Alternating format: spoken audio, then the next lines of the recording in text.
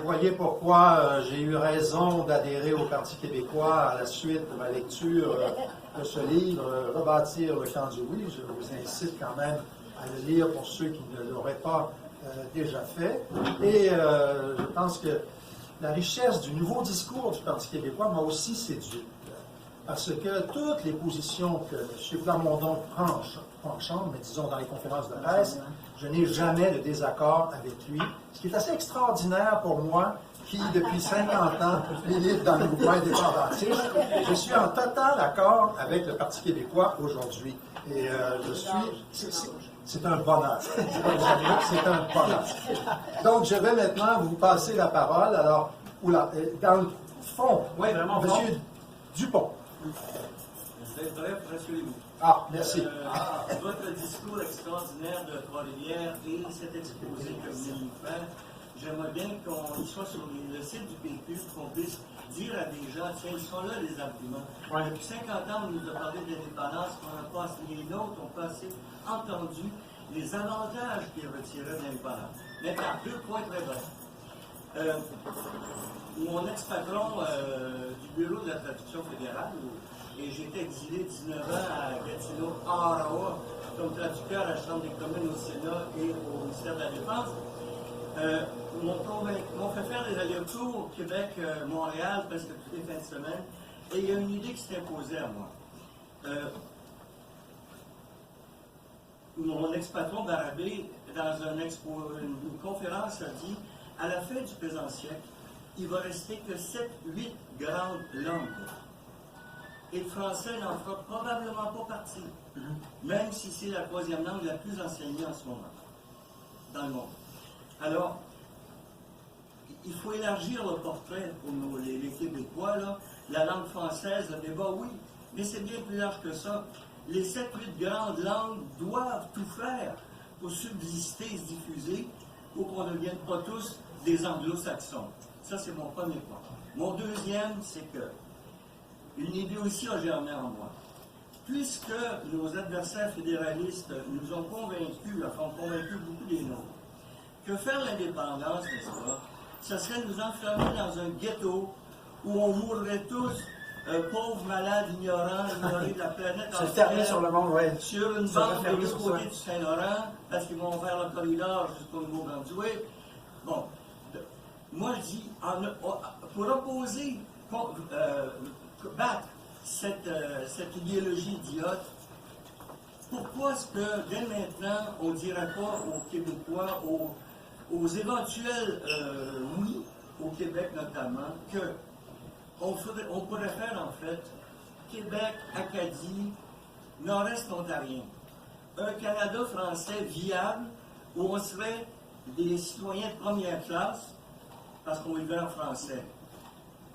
Et la première objection qu'on va nous dire, c'est, et Jean-Marie Nadeau, qui est un ami, l'ancien président de l'Alliance nationale des Acadiens de Beaumont-Brunswick, m'avait fait à la tribune de Michel Lacombe à Radio-Canada, faites votre indépendance, puis après on verra, hein? Bon, très bien. Mais l'avantage, et je finis là-dessus, c'est que ça ouvrirait l'horizon de nos oui éventuels ou déjà convaincus, à savoir que il y a un projet bien plus vaste encore que l'indépendance du Québec le possible. Très bien. Sur le premier point, les langues qui vont survivre sur un horizon de 200 ans, je suis moins pessimiste. Il y a des retours de balancier. Je pense que c'est le mondialisme au sens de la dépossession démocratique des peuples qui nous a amenés dans une démarche de standardisation linguistique et culturelle qui en ce moment favorise largement l'empire culturel anglo-saxon. Cette standardisation-là, par contre, il n'y a rien qui dit, il y a des retours de balancier des fois. Moi, en général, je pense que la règle, c'est que les langues qui sont minoritaires dans un pays qui n'est pas de cette langue-là ont très très peu de probabilité de survie. Par contre, les langues qui font l'objet d'un territoire défini puis d'un parlement, donc une langue qui est ancrée dans une nation qui est un pays, ont des probabilités de survie très, très élevées. Et je pense que dans ma critique de la mondialisation, parce que je parle souvent d'une saine démondialisation, ce que je veux dire, au fond, c'est le retour à la démocratie. Ce que je critique de la mondialisation vers laquelle on a tendu au cours des dernières décennies, c'est que c'est important quand même que le principe démocratique demeure et que la capacité de l'Assemblée nationale de légiférer sur son territoire demeure. On voit là, le rôle des multinationales qui a vraiment fait en sorte que c'est très compliqué, mais c'est 10 fois plus compliqué quand c'est justement Mélanie Joly qui est l'interlocuteur de Netflix. Là. On s'entend, là, tout le monde en parle, était allé, puis il mettait les sous-titres de ses mensonges pour savoir, pour nous dire c'est quoi la vérité. Donc, premier point, moi je suis assez optimiste si on donne un statut de pays au Québec et que c'est la langue nationale, parce que je pense qu'il y aura un retour de balancier vers la protection et la promotion de la diversité linguistique et culturelle après la phase qu'on vient de connaître, qui en est une de mondialisation à outrance, là, qui mène finalement à la dépossession démocratique des peuples qui s'en rendent compte, surtout après la crise qu'on vient de vivre. Là. Ça, c'est pour la langue. Pour une espèce de pays élargi pour tous les francophones d'Amérique, c'est sûr que moi, je suis le chef du Parti québécois, là, donc j'ai une responsabilité envers cette formation-là d'avoir des messages qui sont les plus susceptibles de rassembler le plus rapidement possible le plus grand nombre. J'aurais pas tendance à compliquer les messages. Donc, dans l'ordre des choses, je dois convaincre les gens qui habitent sur le territoire du Québec qu'on a vraiment intérêt à le faire. Ça passe par la langue, mais aussi nos intérêts financiers, des intérêts culturels, le fait de rayonner à l'international. Dans le discours là, sur ce qui combattrait l'espèce de repli sur soi, là, qui est le discours vraiment de surface que les fédéralistes utilisent, moi je parle toujours de l'ONU, de notre équipe nationale de hockey, puis de nos équipes nationales, de notre rayonnement en termes de mission commerciale, mais je présente toujours l'indépendance comme la seule manière de rayonner à l'international pour tous nos intérêts, qu'ils soient culturels ou économiques. Et je pense que c'est un discours qui est assez simple et évident pour la population, évident au sens de c'est certain que c'est mieux d'avoir une voix à l'ONU que de ne pas en avoir, puis laisser Mélanie Joly, qui maintenant ministre des Affaires étrangères, puis Bob Ray aujourd'hui, là, qui disait des horreurs, laisser Bob Ray être notre porte-parole. C'est certain. Tout le monde comprend ça. Donc je m'en tiendrai plus à ça. Quoique une fois qu'on est un pays, c'est sûr qu'on va jouer un rôle de soutien aux francophones, et c'est certain qu'on va faire ça. Puis là, on évaluera qu'est-ce qui est possible. Daniel Letochat. Merci de cet exposé qui, je dois dire, m'encourage. J'ai remarqué que vous regardez la durée comme un vecteur de progrès, un vecteur d'expansion et de réussite. Ouais. Oui. Cependant, je regarde comment fonctionne l'enseignement, les jeunes, par exemple. Je vois que on enseigne à peu près plus l'histoire, que le rapport entre la mémoire et le projet est comme brisé, que la commission scolaire Montreal English demande à donner son propre cours d'histoire sur un autre ton, dans une autre perspective que nous. Bien sûr. Mais comment nous tolérer une chose pareille? Je voulais juste dire que mon inquiétude, elle a pris figure quand j'ai vu les résultats de la Nouvelle-Calédonie. 3e référendum, 95% en faveur du maintien dans l'ensemble français. Je m'excuse, mais là, le taux de participation est à 45 %. Donc, la majorité des gens n'ont pas participé au référendum. Je veux bien, mais ce n'est La pas Barbade, un levier d'action, ça, l'abstention. Hein? Ça va être un levier important, je pense. En tout cas, on n'entrera pas dans le débat sur la qualité. Mais je veux juste dire que là, la pente, elle est franchement descendante et qu'il n'y en aura plus, c'est sûr. J'ai aussi vu qu'en Corse, on prévoyait des référendums. Oui, la France a facilité un déplacement de population à la retraite en prévoyant qu'en cas de référendum, les anciens résidents du territoire métropolitain seraient majoritaires, etc., etc. Ouais. Pourquoi le Québec, lui, bénéficierait-il d'une grâce sanctifiante qui l'amènerait au ciel? Je veux savoir ça. C'est grâce à l'intervention du Saint-Esprit. Ben voilà, ça dépend quel exemple on prend. Donc, je pense que l'exemple le plus intéressant puis qu'on va tous suivre, c'est celui de l'Écosse, au premier chef. Pays en Europe de tradition britannique au niveau des institutions.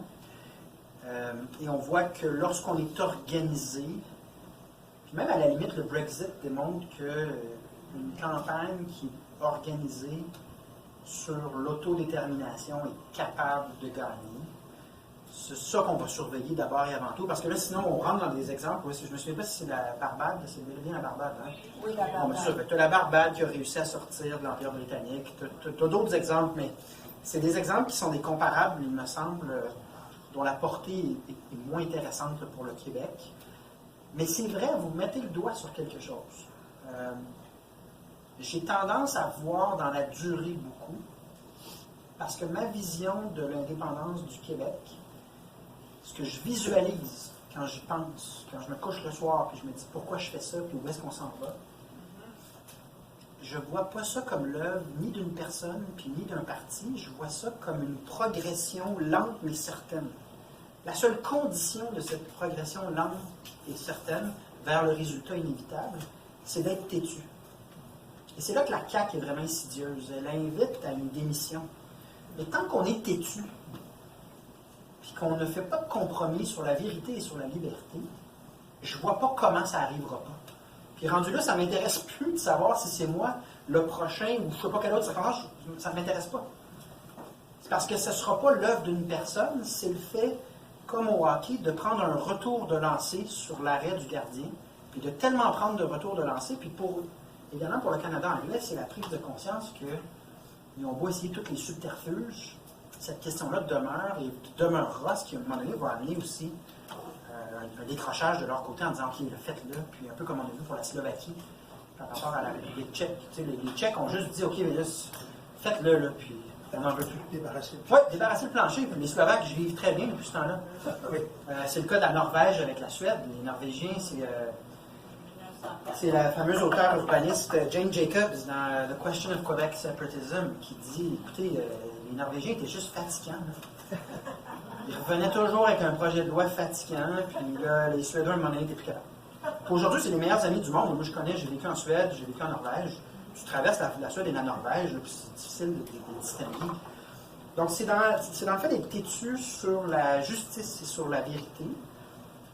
Et oui, il y a de la durée là-dedans. Bien sûr qu'il y a des conjonctures ensuite. Donc là, vous faites référence à l'espèce de mentalité post-nationale. Il y en a qui appellent ça le wokisme, d'autres appellent ça une gauche radicale, qui, oui, a une influence plus grande qu'elle ne l'avait il y a 10 ans. Mais ça, dans 10 ans, ça peut être d'autres choses. Là. Donc, moi, je regarde l'histoire longue, puis je me dis, de la même manière que si vous m'aviez demandé de prédire que je serais chef du Parti québécois quand j'ai commencé ma course à 5%, il faut faire de la politique pour des raisonnements qui se défendent et qui sont solides. Puis ensuite, de la conjoncture, il y en a, puis il y en a, puis il y en a. Ça n'a aucune importance, parce que c'est le service public qui compte. D'où ma référence à Louis-Joseph Papineau. Des fois, je fais à la blague dans certains cercles plus jeunes qui sont comme, ouais, mais là, les chances puis les probabilités. Puis je leur dis, écoutez, il y avait du monde dans une église à Saint-Eustache, pour vrai, là, avec Coburn et l'armée britannique qui s'en venait. Pensez-vous vraiment qu'ils faisaient la balance des inconvénients? C'est-tu dans mon intérêt d'être ici? C'est quoi mon profit? Arrêtez, là. Moi, j'ai la chance de faire de la politique en disant la vérité, puis ma vie n'est pas menacée, là. Je suis dans un endroit assez libre que je peux au moins dire la vérité, puis je publie, là, j'en ai sorti une solide là, dans le Journal de Montréal hier qui s'appelait « L'aveuglement volontaire des résignés ». Si vous voulez un texte qui rentre au poste puis qui parle à ceux qui pensent en gens qui ont démissionné, là, puis qui ne pensent pas en gagnant, là, lisez ce texte-là. Puis je suis libre de faire ça. Puis tout le monde ici est libre. Alors c'est quoi le prix de dire la vérité puis de servir une cause aussi juste que celle-là? Il n'y en a pas. Puis après, les circonstances, il y en aura des favorables, mais il y en aura des favorables aussi, parce que comme je vous dis, le cycle caquiste qui aura conquis quand même une part substantielle de l'électorat francophone, il y a toutes sortes de signes que ça ne tient pas la route. C'est structurellement non viable. Donc, à nous de servir ça. Merci. J'ai une très longue liste de questions. Je vous demanderai de faire des questions courtes et la réponse, ça, à la discrétion de votre conférence. Oui, Bernard. Alors, il y a 20 ans à peu près, presque 20 ans, j'ai été comme vous, candidat à la chefferie du Parti québécois. Oui. Vous avez commencé à 5 %. Moi, j'ai fini à 5 %. Mais mon programme, Chica, c'est exactement ce que vous dites. Je l'ai dit dans mes discours à ce moment-là. Il y a une seule chose importante au Parti québécois, c'est l'indépendance. Et c'est là-dessus qu'il faut concentrer nos efforts. J'ai même dit à certains moments donnés qu'il fallait quasiment abolir les autres chapitres après le chapitre 1 pour que ça devienne vraiment le focus de notre action. Donc, je suis entièrement d'accord avec vous. C'est vraiment ce qu'il faut faire. Je vous inciterai à utiliser le Parti québécois comme parti, comme instrument de convaincre les Québécois. Vous savez, le Parti québécois était très actif avant d'être élu, avant d'avoir même des gens dans l'opposition. C'est l'aile parlementaire qui a, je dirais, bouffé le Parti québécois. Depuis quelques années, le Parti québécois, c'est l'aile parlementaire. Puis on incite beaucoup à ce que vous soyez là parce qu'on ne voit pas qu'il y a quelque chose pour l'indépendance autrement qu'à l'aile parlementaire. Moi, j'ai connu le Parti québécois au début, très actif, avec des colloques avec les agriculteurs, des colloques avec les ingénieurs, des colloques avec les sociologues, des publications, une série de publications du Parti québécois, des conférences continuelles d'intellectuels organisées par le Parti québécois. Il faut vraiment que vous revitalisier le Parti québécois. Ouais. C'est une tragédie, à mon sens, qu'on ait limité à 100 la participation des citoyens au Parti québécois. J'ai rédigé moi-même, je dirais, la loi sur le financement des partis politiques, et à ce moment-là, c'était 3 000 Et parce qu'on l'a mal administré, on a choisi finalement de dire qu'il n'y en aura plus de contribution des citoyens au Parti québécois. Je pense que c'est une erreur. C'est-à-dire que si on l'avait mis à 300, on n'aurait pas eu de risque de corruption. Mais ce n'est pas 300 piastres qui va acheter une loi. 300, c'était mieux que... Mais déjà, si on avait eu 300, en effet, notre budget annuel serait très différent. Oui. Alors, moi, je vous incite tout simplement, parce que je vais aller rapidement, à vraiment regarder ce que vous côté du parti. avec le Parti québécois au nom du parti. Mais j'aimerais peut-être ajouter une complémentaire. Qu'avez-vous l'intention de faire pour la formation politique des membres du parti? Parce que moi, je crois que ça rejoint tout à fait ce que tu avances. Si on a 50 ou 60 000 membres qui sont totalement inactifs et qui regardent la télé, ça ne change rien dans la réalité. Ouais, puis c'est ça qui s'est passé aussi. Oui. Il y a un engourdissement aussi des membres qui a eu lieu, là, on ne se le cachera pas. Là, je vais être obligé de vous parler, par contre, en termes très pratico-pratiques, de ce qu'on peut faire à court terme, puis ensuite ce qu'on peut envisager à moyen terme. La COVID a eu un effet déstructurant épouvantable sur le plan des réseaux sociaux en personne. Ça, c'est parmi ce soir là, les premiers événements où les liens en personne se sont rebâtis, mais j'ai eu des témoignages vraiment touchants, en fait.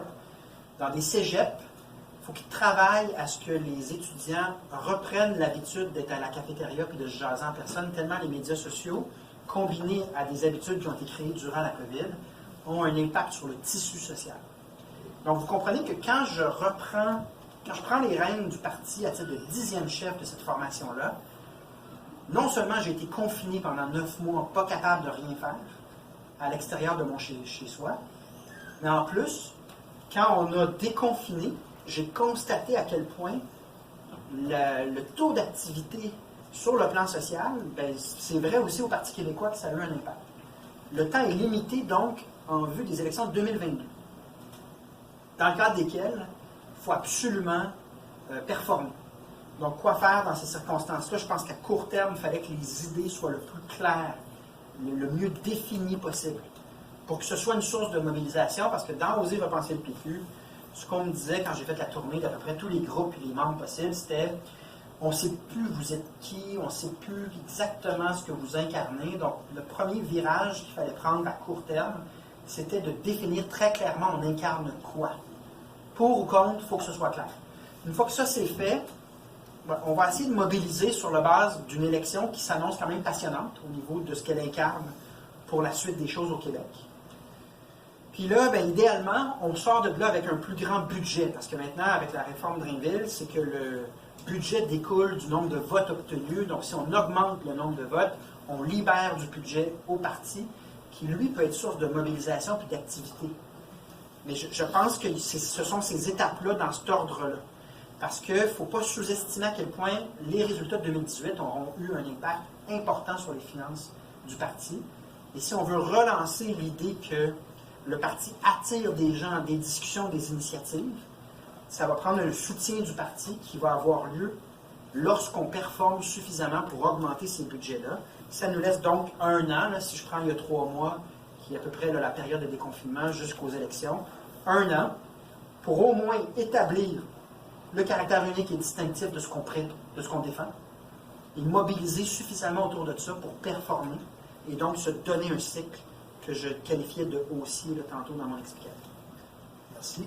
Josiane Lavallée. Oui, c'est ça. Comment vous allez faire pour aller chercher les souverainistes, les indépendantistes qui ont quitté le bateau péquiste après 95? Vous savez, comme vous parliez, c'est sûr qu'en 87, quand Parizeau a pris les rênes du Parti québécois, il y avait, en 88, c'est ça, après le décès de René Lévesque, 88, il y avait un seul parti, là, indépendantiste, et c'est sûr, il y a eu, qu'est-ce qui a beaucoup aidé l'échec de Mitch en 90, parce que c'est sûr, vous savez, qu'il y en a beaucoup, moi-même, bon, en 96, avec l'arrivée du Bouchard déficit zéro, je veux aller voir ailleurs, je suis toujours très, très indépendantiste.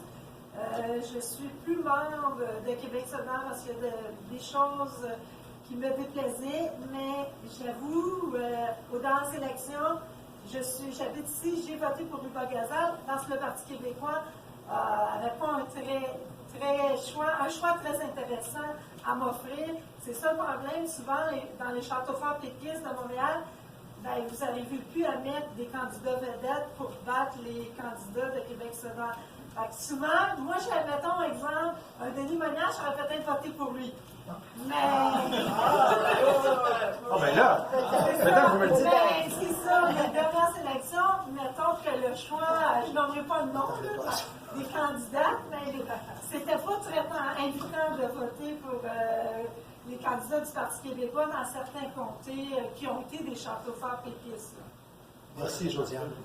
Ben là-dessus, voici ce que je vous dirais. C'est facile de rassembler des gens autour du oui s'il y a véritablement un rendez-vous avec l'histoire. C'était la doctrine de Parizeau.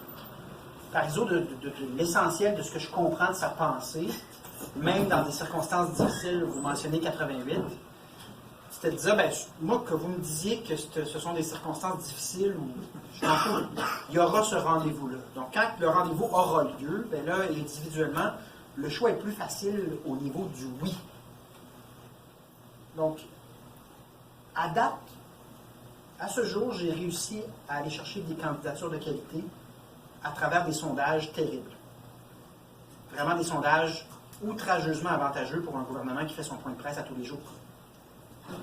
Pierre Nantel, Alexis Deschênes, Stéphane Henfield, il y en a d'autres, Aisha Van Dunn, il y en a d'autres aussi qui viennent.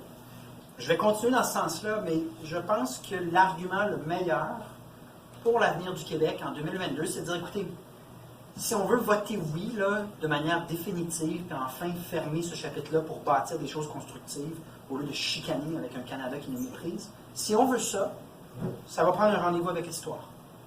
Si on veut se donner un rendez-vous avec l'histoire, il va falloir donner une chance aux partis qui essaient de créer les conditions, puis le rendez-vous en question.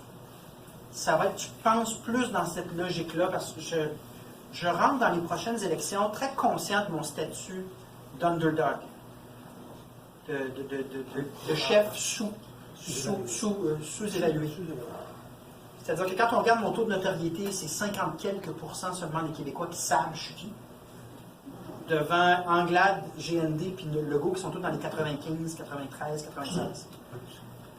Et j'ai déjà vécu ça dans ma vie. Là. En fait, c'est l'histoire de ma vie. 2016, j'étais à 1% tout le long, puis les gens disaient que je participerais même pas. Puis 2020, j'étais à 5% pour commencer. Donc, l'appel que je vais faire à quelqu'un comme vous, c'est moi, je suis vraiment d'accord avec l'idée, mais des fois, J'hésite parce que qualité des candidatures ou d'autres, souvent que je fais une sortie qui vous déplaît, puis là vous dites, ben, dans ces circonstances-là, peut-être je devrais voter pour un autre parti, je vous répondrai, écoutez, on est en train de rebâtir le camp du oui, et ce qui compte dans la grande histoire en termes structurels et non pas conjoncturels, c'est de régler la question du Québec dans le Canada. Pour ça, il faut donner une chance à un cycle nouveau, de sorte qu'en 2022, un peu la réponse que je donnais à M. Berbère, que les résultats nous permettent de réinvestir dans la mission et que là, on a un cycle qui avance. Donc, c'est à peu près ça que je peux vous répondre parce que je ne sais pas dans votre circonscription qui se présentera ou ne se présentera pas. Mais ce que je sais par contre, c'est que ce qu'on sert comme idée puis comme projet par étape mène au seul scénario possible en termes de viabilité là, du Québec sur le plan linguistique et culturel. Donc, je pense que ça aussi, c'est une raison de voter, un facteur qui devrait déterminer le vote. Merci. André Poupard, célèbre constitutionnaliste. Merci. Parle fort, André, parce que t'es loin. L'objectif de l'existence du Parti québécois, c'est de faire la souveraineté. Exact. Dans cette salle, je pense qu'il n'y a personne qui imagine que la souveraineté va se faire après les prochaines élections, ni après les suivantes. Pour maintenir la morale, on nous dit le balancier va revenir. Pour moi, il n'y a pas d'image plus démobilisante que celle du balancier. Le balancier, ça se fait tout seul. Il revient tout seul naturellement en physique. En politique, il ne revient pas tout le temps. Il y en a beaucoup qui disent qu'il ne reviendra jamais pour le Québec. Relancer le Québec, il faut faire rêver les Québécois. Moi, je suis de la génération maître chez nous. Ensuite, il y a eu les 2 référendums. Depuis ce temps-là, il n'y a pas grand-chose qui fait rêver. Et quand on dit qu'il faut relancer le Québec, je vais donner seulement un exemple. Le relancement raté. On a dit qu'on a plus de pouvoir en matière d'immigration. On peut aller chercher les immigrants, les amener ici. Oui, on peut faire ça. Quand ils arrivent ici, s'ils viennent au Québec, ça prend entre 2 et 3 ans avant qu'ils aient leur papier. S'ils vont en Ontario, au bout de 6 mois, ils ont leur papier. Ils nous donnent d'une main, ils reprennent les 2 mains par en arrière. Pendant ce temps-là, le gouvernement fédéral finance les francophones qui vont s'établir dans les autres provinces pour dire qu'il faut maintenir la culture française au Canada. Ça affaiblit le Québec, ça ne donne rien aux francophones hors du Québec. Il faut trouver le discours qui va expliquer aux Québécois comment, après 37-38, il y a eu le rapport de Rand. Après le référendum, après les 2 référendums, il y a eu la même réaction du fédéral. Quand je faisais mon cours de droit, il disait le droit de la famille, c'est une juridiction québécoise. Le fédéral n'interviendra jamais. Tout le droit de la famille est devenu fédéral depuis ce temps-là. Il y a l'exemple de l'immigration. Dans tous les domaines, le fédéral intervient. Les chaires universitaires, et maintenant, c'est EDI qui impose une idéologie fédérale. On tient des discours mollo. Je vous répondrai à la chose suivante. Puis respectueusement soumis, là, mais je suis en désaccord avec vous, fait que je vais vous exposer mon point de vue. À mon avis, vous cherchez la pierre philosophale. Vous cherchez, ça m'arrive souvent en conférence, ça nous prendrait un projet de société. Il n'y a pas de projet de société au Québec. Quelqu'un qui dit, comme vous le faites, ça prend un rêve, on n'a pas de rêve, on ne rêve plus. Puis il y a une prémisse, parce que vous avez la transparence et l'honnêteté de dire où vous vous situez dans votre projection du Québec. Vous dites, l'indépendance, ça ne se fera pas ni aux prochaines, ni au terme de 2026. Donc, vous postulez la défaite pour la prochaine décennie. Puis ensuite, vous dites, il n'y a pas de projet de société où il n'y a pas de rien qui fait rêver. Puis le retour de balancier que je spécifie, j'ai utilisé pour parler de la conjoncture au niveau de l'éducation, parce que c'est vrai que dans le système d'éducation, la place de l'histoire a vraiment reculé dans l'ère des libéraux, puis à l'époque aujourd'hui de ce qu'on appelle le wokisme. Donc je ne parlais pas nécessairement de l'indépendance, mais même pour l'indépendance, si Parizeau avait attendu avant de prôner une approche résolument affirmée, en disant, mais je vais trouver le discours qui fait rêver. Meach est arrivé, puis Parizeau n'avait pas le contrôle sur Meach, mais c'est arrivé.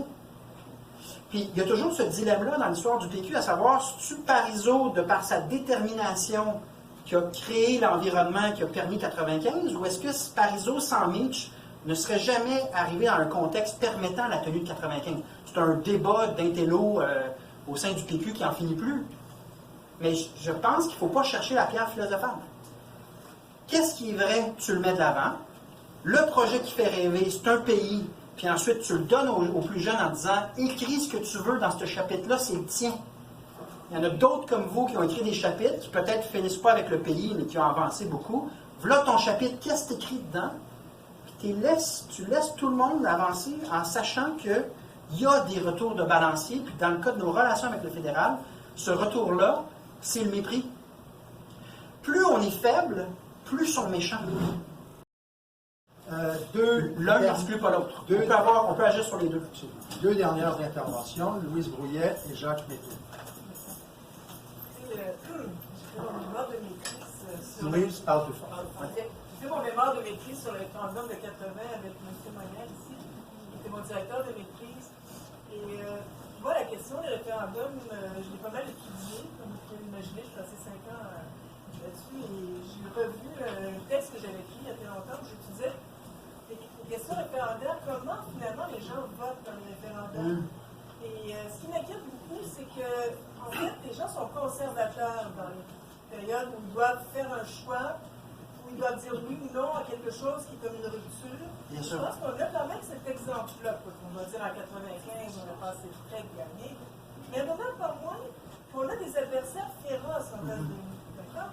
Des adversaires qui ont de l'argent, qui ont des moyens financiers de nous déstabiliser, hein, de payer des gens, on l'a vu, hein, avec les subventions, l'argent qui a été donné pendant le référendum de 95 pour déstabiliser. Est-ce que le référendum, pour vous, ça reste un moyen utile pour en arriver à l'indépendance du Québec? Je me rappelle de présenter mon micro, j'avais M. Parizeau au micro de droite, qui était contre mon idée. Je voulais enlever à la majorité de la population, dans l'article 1 du Parti québécois, le remplacer par démocratiquement. Ouais. Évidemment, M. Parizeau, j'ai failli lui dire, vous êtes trompé de micro, parce qu'il allait dire non, on n'était pas d'accord avec cette idée-là. Non, il faut conserver l'idée de le faire par les voies démocratiques, avec un vote. Bon, ça c'est la première des choses. Juste un autre petit aspect. Je suis enseignante collégiale qui s'intéresse. Je me rends compte que les jeunes, la question du Québec, c'est loin. Je m'amuse tout le temps de montrer une photo de différents chefs du Parti québécois qui a eu de René Lévesque jusqu'à Parizeau, M. Landry et compagnie. Je leur demande qui vous reconnaissez là-dedans. Là, vous le savez, bien sûr. La seule personne qui reconnaît, c'est René Lévesque. Les autres, ils ne savent pas c'est qui. C'est vraiment incroyable. Ils n'ont aucune notion d'histoire, mais c'est mal les marques. Alors, est-ce qu'on fait quelque chose avec ça? Moi, je suis désespérée devant les jeunes qui, finalement, ne comprennent rien et qui sont décrochés. Bon. Là, c'est deux questions très différentes. Fait que je vais prendre tout de suite l'histoire. C'est sûr que ça, c'est un bel exemple du caquisme. C'est que, normalement, un gouvernement qui est vraiment proche des intérêts du Québec se dirait on est vraiment dans une situation de lobotomie de notre histoire récente, où le mouvement indépendantiste qui est au cœur de la société québécoise n'existe pas dans ce qu'on enseigne, ou en tout cas existe de manière tellement limitée que c'est comme si ça n'avait pas eu lieu. Mais là, évidemment, on reconnaît les années Charest et Couillard. Cet ajustement-là n'a pas été fait sous la CAQ. Donc, c'est ça aussi la difficulté là, du caquisme. Évidemment qu'il faut le faire parce que c'est passionnant. Pour des jeunes, c'est passionnant cette histoire-là. Donc, ça ne prend pas grand-chose pour les amener sur le terrain de la suite des choses. Sur les référendums et le processus référendaire. Vous avez raison de dire que la peur joue pour beaucoup, le conservatisme également. j'ose espérer deux choses. Évidemment, la raison pour laquelle je pense qu'il faut passer par référendum, c'est la reconnaissance internationale. C'est très difficile en droit international, obtenir la reconnaissance en premier lieu de la France, puis ensuite des États-Unis, puis des pays africains francophones. Cette séquence-là est très, très difficile si tu reposes sur une élection dans le cadre duquel tu as remporté 34 % des voix, puis là, tu imposes l'indépendance. Moi, je ne vois pas dans quel scénario cette affaire-là fonctionne. C'est la Tchéquie, la Slovaquie. Oui, mais parce que les Tchèques ont décidé de dire, bon, ben là, à nous on est tannés. Ça se peut que ce soit ça notre destin, mais on va le prendre. Mais si ce n'est pas le cas, puis je pense que géopolitiquement, le Canada a vraiment intérêt à garder une mainmise sur le Québec, ça va prendre donc une majorité qui exprime cette volonté-là pour ensuite aller chercher les appuis. Donc, une fois qu'on est dans le processus référendaire, j'ose espérer la chose suivante, c'est qu'il y ait, par rapport à la peur et au conservatisme, une désensibilisation à des tactiques récurrentes et évidentes. Donc, on peut tomber dans un panneau une fois, moi, mes parents ont voté non, c'était l'objet de plusieurs anecdotes parce que mon père m'a empêché de voter. En 95, il ne voulait pas aller me mener. J'avais 18 ans, puis j'avais mon manteau des Patriotes qui était... Puis moi, c'est sûr, j'allais voter oui. Il dit, ben mon petit gars, t'auras pas, je t'amène pas dans mon auto. Puis je l'ai marché. Puis j'ai voté quand même, mais c'était vraiment une source... Aujourd'hui, mon père est membre du Parti québécois et tout ça, puis quand tu lui parles, il va dire, ben tu sais, moi, je croyais sincèrement qu'on était mieux de trouver une solution avec le Canada. Puis aujourd'hui, il n'y a personne qui me ferait croire ça. Donc, j'ose espérer que, à nouveau, c'est le cumul et non pas un moment isolé dans l'histoire. C'est que c'est le cumul des expériences, des conclusions, une espèce de progression lente, mais quand même constante, de notre population vers la normalité qui, à chaque fois, amène moins de conservatisme ou moins de peur parce qu'elles sont non fondées.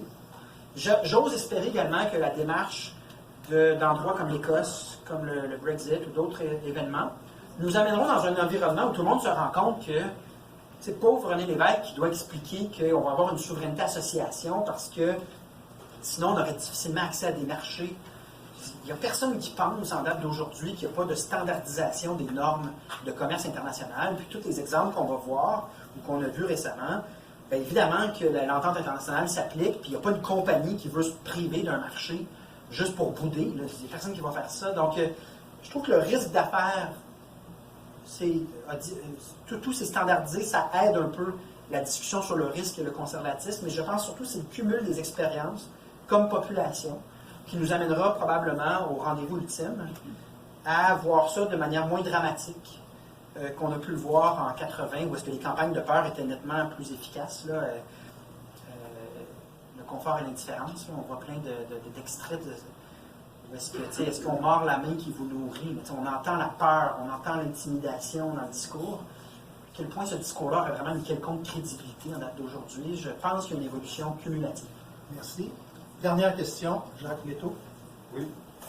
Bon, j'ai pas 20 ans, hein, alors j'ai une expérience avec le Parti québécois. Et je voudrais vous demander, en quelle mesure est-ce que vous pouvez dire à un militant lambda que l'exécutif du parti, que les députés ne vont pas se retrouver à faire comme ou le parti vont pas se retrouver à faire comme ils ont fait avec le Parti québécois, de telle sorte que le militant lambda voit dès l'élection de 1976 que on rentre dans le court-termisme, que finalement, l'idée d'indépendance, que c'est pas exactement ça, c'est pas ça qui est. Puis, bon, toutes les reculades qu'il y a eu, où est-ce qu'ils sont les députés, les ex-députés en termes de militants, où est-ce qu'ils sont les chefs de cabinet, on les voit jamais. Qu'est-ce que c'est que cette engeance d'indépendantistes qui sont nulle part? Comment je peux faire pour m'assurer que vous avez votre personnalité et le pouvoir que vous avez de chef? Je comprends, ça ne fait pas des pouvoir magique. Non, je comprends très bien, mais j'ai quand même, je me suis fait quand même dire par des exécutifs de comté, régionaux, et puis par le président du parti, que ce n'était pas le temps de parler de l'indépendance. Quand tu fais, c'est impossible, j'en parle tout le temps, je ne sais pas. Oui, mais comment, dans la machine, là, qui me dit que les anciens avant vous ne Ouais. seront pas là dans la machine. Bon, ils vont pour, probablement être là. Contrôle des apparatchiks. Ouais, mais ils vont probablement être là. Écoutez, dans Oser repenser le PQ, j'ai écrit un truc, un peu comme une bouteille à la mer de quelqu'un qui enquête sur un truc important mais qui ne comprend pas tout à fait. J'ai écrit sur le fait que je ne comprenais pas l'absence de réseau des anciens péquistes. Je ne comprenais pas ça. Parce que les libéraux l'ont, toutes les autres formations ont cette espèce de réseautage, mais dans le cas d'une cause nationale aussi profonde et importante que l'indépendance, c'est très frappant qu'il y ait autant, non seulement la dissension, ça moi je peux vivre avec, parce que c'est un parti démocratique, puis c'est sûr que les gens s'enflamment, ont des désaccords, mais qu'il n'y ait pas de réseau social d'entraide, tant sur le plan professionnel que sur le plan du service de la cause. Moi, j'ai écrit là-dessus en disant « je ne comprends pas, il faudrait changer ça ». Donc, ça, c'est une réalité. Est-ce qu'on a une garantie par rapport au rôle que les anciens peuvent jouer? Pas vraiment. Je pense que le mieux qu'on peut faire à court terme, c'est inspirer des gens qui sont sortis déçus. Je pense que la difficulté avec le Parti québécois et l'indépendance, c'est que c'est une histoire d'amour. Et l'amour peut créer de la peine. Puis quand on a de la peine, on a tendance à être reclus sur soi, au moins pour une période de guérison. Ça demeure une histoire d'amour, donc tout ce qu'on peut faire, c'est réinspirer et parler avec bienveillance de cette cause-là, au point où des gens qui ont quitté reprennent.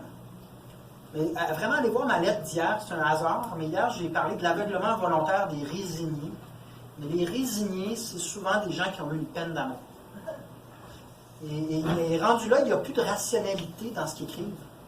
C'est juste du défaitisme et on sent même une violence envers ceux qui oseraient évoquer le fait que ça pourrait bien se terminer. Tellement qu'ils ont souffert. Donc moi, je ne les juge pas avec aucun mauvais sentiment, mais je n'ai pas de solution magique non plus. Je me dis, le mieux qu'on peut faire, c'est recommencer à jouer. Si c'était de la musique, c'est de recommencer à jouer les bonnes notes, la mélodie qui a inspiré tout le monde. Parce que ça traverse les âges, c'est tellement profond, c'est tellement de générations, en espérant que le retour de cette mélodie-là rassemble. Mais il n'y aura pas de contraintes possibles et il y a des caractéristiques du mouvement que je ne m'explique pas moi-même depuis des années, à savoir ce que vous mentionnez. Maintenant, les orientations politiques du parti dans son ensemble, pour les prochaines comme pour les suivantes, me semblent un peu plus claires. Il n'y a pas de dissension non plus, il n'y a pas de résistance ni à l'aile parlementaire, ni au parti. C'est vraiment... Donc, il y a du bon en ce moment parce que, vu qu'on a connu un moment très difficile en 2018, les gens qui sont là sont très, très conscients de où est-ce qu'on s'en va, puis le fait qu'on veut être entier, l'assumer au complet, puis il n'y a pas de problème à ce niveau-là. Donc, ça, quand même, c'est une base de travail. Espérons, par contre, que ceux qui sont sortis du mouvement déçus, peu importe en quelle année, soient capables de les inspirer assez au moins pour qu'ils nous donnent un vote. Si on a leur vote, à ce moment-là, on n'a pas besoin de rassembler tout le monde activement, mais on est capable au moins d'aller chercher leur vote. Comme je vous disais tantôt, déjà, ce sera un point de départ. Alors, merci, M. Plamondon, de cette excellente il va falloir que si le numéraire qui a fait les conférences devant 2 personnes, Merci d'être plus des deux. vous êtes au moins 30 personnes. Et je voudrais vous remercier, puisque vous avez dit que vous aviez des vacances à partir de ce soir. Je pense que durant les vacances, on peut lire des choses intéressantes. Et je voudrais vous remettre en remerciement 2 de mes ouvrages. Le premier, Pourquoi le Québec n'est pas encore libre, ça pourrait vous intéresser. Et le deuxième, c'est le même éditeur que moi. Oui. Et le deuxième, c'est ma biographie de Pierre de Bellefeuille, qui a été le premier député indépendantiste à montrer les traquenards où le PQ s'en allait en 1984, député de Montagne. Donc, je vous remets ces 2 ouvrages qui pourront inspirer vos lectures de vacances. Merci infiniment, puis merci d'avoir été